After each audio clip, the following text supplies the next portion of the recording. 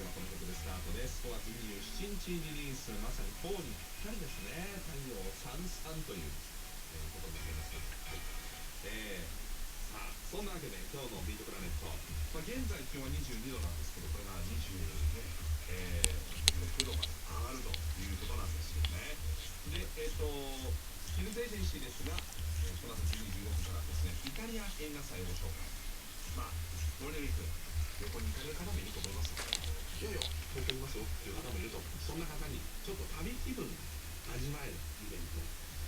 そして1時からは神田誠一さんの魅力、ビハインドメロディー FM 神田。今日は現在来日中のオリビア・ニュートン・ジョンの魅力をして、解説してくれます。そして番組後半1時25分頃ゲスト登場。